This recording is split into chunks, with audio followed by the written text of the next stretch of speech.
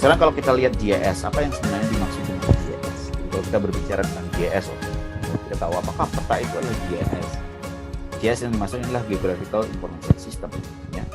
Jadi kalau dulu sering juga plesetkan gitu ya, GIS itu sebagai gambar yang indah sekali. Kalau kita lihat secara definisi, mungkin banyak definisi yang lain gitu ya. Saya coba mencari definisi dari literatur.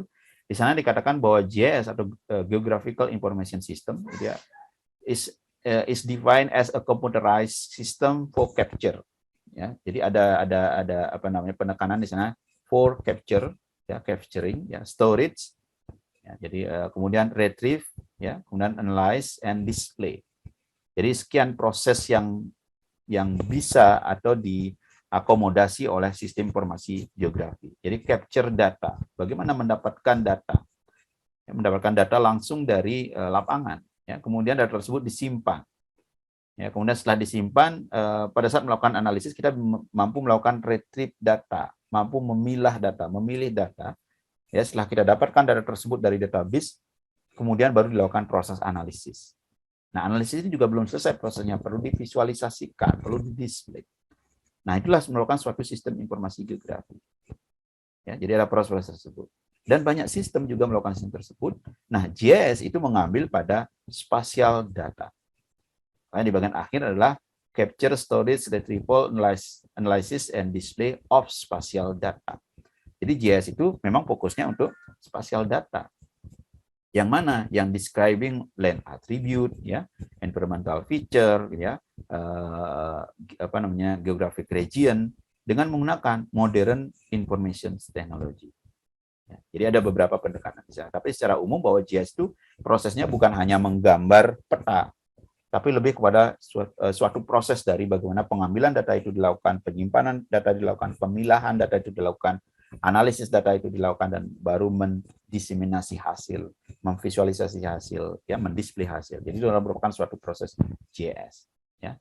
Sehingga GIS itu merupakan proses yang sangat besar gitu ya.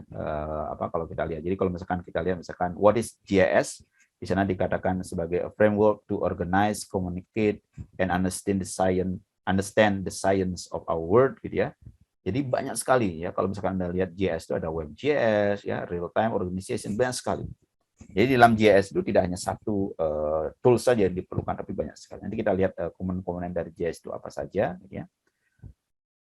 Jadi kalau misalkan secara sederhana di sana dikatakan bahwa GIS itu adalah computerized system untuk for capture, storage, retrieval, analysis, and display of spatial data. Ya, jadi poinnya. Jadi computerized system, ya, artinya menggunakan sistem komputasi yang digunakan untuk mengcapture, mendapatkan data, menyimpan, memilah, ya, menganalisis, mendisplay dari spasial data. Nah, dengan demikian melihat prosesnya yang sangat banyak tadi, jadi ada proses-proses bagaimana mendapatkan data, maka GIS itu perlu dukungan, ya, dari berbagai komponen. Nah, ini yang disebut dengan komponen GIS. Ini bisa dibagi menjadi 5 komponen utama untuk GIS tersebut, ya. Jadi umumnya itu ada yang pertama itu kita memiliki yang namanya hardware, misalkan hardware yang terlebih dahulu, ya, misalkan dalam bentuk misalkan alat komputasi gitu ya, kemudian alat mendapatkan data berupa alat digitasi, ya, kemudian untuk display misalkan printer dan sebagainya. Nah, itu harus didukung, ya, data tersebut, ya. Nah, hardware ini pun tidak bisa berjalan. Jadi kalau misalnya saya memiliki hardware yang sudah memadai untuk analisis GIS, tetapi saya tidak memiliki softwarenya. Nah, ini juga tidak bisa, ya. Jadi hardware harus didukung oleh software yang mendukung. Sekarang sudah banyak sekali software yang bisa digunakan, baik yang license dan open source. Ya, perlu diperhatikan open source bukan gratis gitu ya. Open source itu merupakan suatu aplikasi yang memang dikerjakan secara terbuka. Gitu. Makanya bukan software gratis, ya. Jadi open source itu bukan software gratis, tapi open source itu software terbuka. Ya. Bisa jadi kita harus membayar juga, ya, kalau misalkan software terbuka itu kemudian dikomersilkan gitu ya, dikembangkan dengan tambahan-tambahan feature-feature tertentu. Nah itu bukan gratis ya, mungkin harus berbayar. Tapi dia merupakan sistem yang terbuka. Maka disebut dengan open source, ya bukan free source ya. Jadi open source. Jadi ada yang open source, ada yang license ya untuk aplikasi tersebut. Nah tentu di dalam software itu sudah tersedia, kemudian ada hardware, tidak bisa dijalankan kalau tidak memiliki yang namanya prosedur atau metode. Ya, maka perlu ada algoritma yang masuk ke dalam software tersebut. Ya, misalkan di dalam JS itu hanya ada JS-nya saja softwarenya, tapi tidak bisa melakukan display data misalkan. Maka perlu algoritma bagaimana display data itu dilakukan. Misalkan data itu sudah didapatkan, tapi tidak bisa melakukan namanya koreksi geometri. Ya, itu juga tidak ada. Maka perlulah metode dan prosedur. Ya, di dalam software itu perlu dimasukkan metode, dan umumnya metode dan prosedur ini sudah include di dalam software tersebut. Nah, hardware kita sudah memiliki, gitu ya. Hardware sudah ada, gitu ya, sudah cukup. Misalkan advance kita memiliki hardware, kemudian software sudah terinstall, termasuk juga prosedur di dalam di dalam software tersebut. Tapi kita tidak memiliki data. Nah, itu juga tidak bisa dilakukan. Maka dataware ya perlu ada. Ya, kita perlu ada data.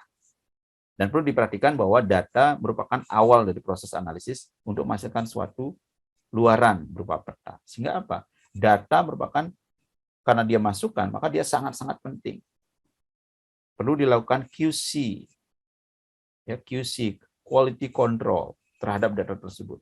Apakah data tersebut layak digunakan atau tidak? Ya, nah perlu dilakukan melihat ya, data-data tersebut.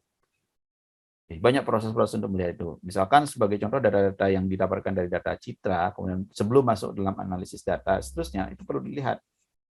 Kalau tingkat keawanannya misalkan sampai lebih dari sekian persen, apakah masih layak untuk digunakan? Ya.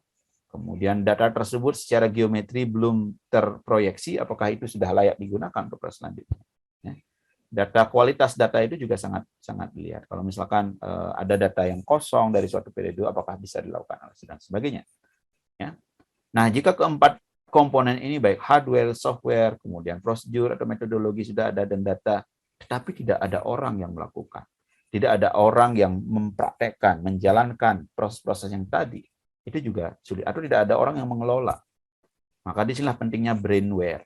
Ya, brainware itu atau people atau orang gitu ya, yang melaksanakan, yang memiliki kemampuan seperti di dalam JS ini.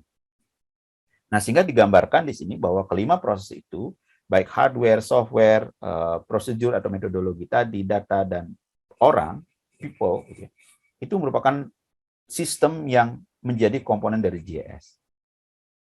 Oh, boleh tidak satunya tidak ada? Ya tidak boleh, harus ada, gitu ya. Bagaimana sistem itu berjalan kalau misalkan datanya tidak ada, gitu ya?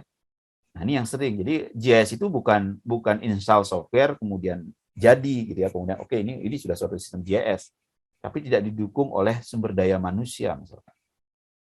Ya, jadi ini merupakan suatu peluang ya, karena sekarang itu kan JS itu sudah merupakan kebutuhan. Ya, dimanapun, baik instansi, swasta, pemerintah dan lain sebagainya. Jadi kalau misalkan perusahaan tersebut atau instansi tersebut membangun suatu sistem informasi geografi, maka kelima komponen ini harus ada. Umumnya hardware bisa dibeli, software bisa dibeli, ya. Tapi orang itu kan prosesnya tidak langsung. Mungkin sekarang sudah banyak bisa langsung didapatkan, gitu ya. Tapi kan perlu proses, ya, knowledge, training dan lain sebagainya, atau mengambil degree dan lain sebagainya, itu perlu dilakukan, gitu ya. Jadi tidak semua yang hanya misalkan oke, saya bisa membuat peta, gitu ya. Ya, tapi umumnya perlu pemahaman, nah juga fokus, gitu ya. Tidak hanya mempelajari bagaimana teknis dari membuat peta, tapi Anda perlu tahu juga kenapa koreksi geometri itu harus dilakukan. Ya, kenapa analisis misalkan atmospheric correction itu perlu dilakukan.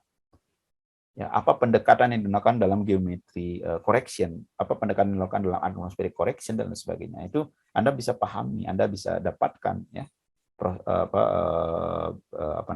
background-nya kenapa proses itu dilakukan, ya. Jadi bukan hanya ini dapat kemudian dilakukan koreksi geometri, tapi kenapa koreksi geometri dilakukan. Nah, itu menjadi pemahaman Anda nanti ya.